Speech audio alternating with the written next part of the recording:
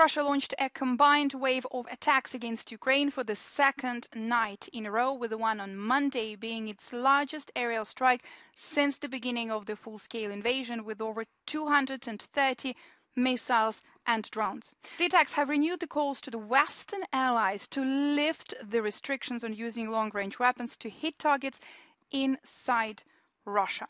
If you want to defend these types of attacks effectively and also efficiently, you have to go after the shooter. You have to take those launchers that deploy these missile systems, and you cannot wait until they reach your airspace in order to counter them.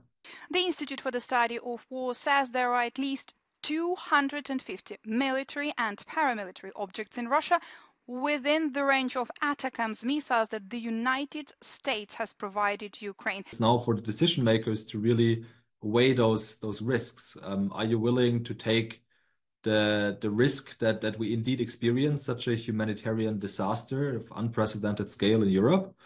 Or do we take those residual risks in terms of escalation management and potential Russian responses, and allow Ukraine to finally employ these Western weapon systems against Russian targets deeper inside Russian homeland? Washington currently only allows strikes using the US-provided HIMARS equipped with guided multiple launch rocket system, at maximum permitting Ukraine to strike only about 20 out of the 250 objects it could strike with ATACMS. This is the yellow area here.